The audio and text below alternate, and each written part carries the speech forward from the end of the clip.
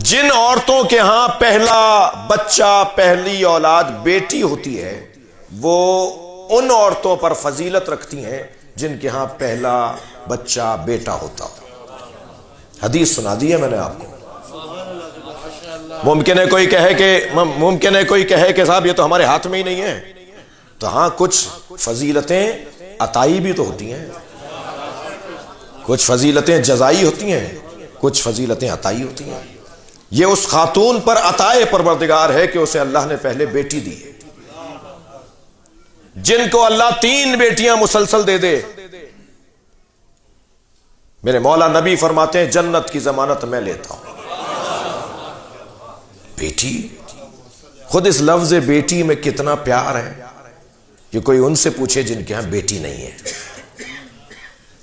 یہ ہے تمہید زندگی، جینے کا مزہ آتا ہے، جینے کے لیے کا شوق بڑھتا ہے کہ ابھی اور مجھے زندہ رہنا ہے، مجھے بیٹی ملی ہے۔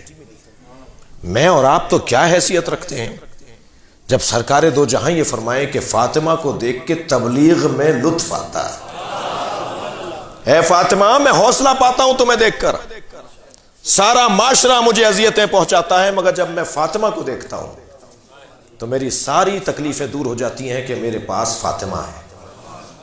بیٹی تمہید زندگی، یہ جب اصل زندگی میں ڈھلتی ہے تو یہ بیوی بنتی ہے۔ بیٹی جب زوجہ بن جائے تو یہ اصل زندگی ہے۔ خبردار بیٹیوں کو گھر نہ بٹھاؤ،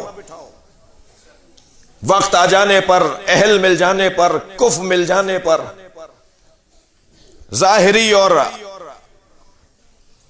بظاہر کوئی اگر ہم پلہ ہے مل جانے پر ان کو بیا دو۔ البتہ تعلیم، پڑھائی ان کی اپنی جگہ ضروری ہے، اس لیے کہ اگر خاتون تعلیم یافتہ نہیں ہوگی تو سماج تعلیم یافتہ نہیں ہوگا۔ جی، اور دین بھی انہیں دینے کی ضرورت ہے۔ عورتوں میں خاص طور پر دین کا جذبہ مردوں سے 3 برابر زیادہ ہے۔ اگر میری بات روشن نہ ہو تو مثال دوں، میں تو 3 مجلسوں کے بعد تھک جاتا ہوں، یہ سارے دن مجلس ایک گھر سے دوسرے گھر میں، دوسرے گھر سے تیسرے گھر میں، اور اس کے بعد بھی گھر آ کر کہتی ہیں ایک مجلس رہ گئی ہے وہ کر کے آ جاؤں۔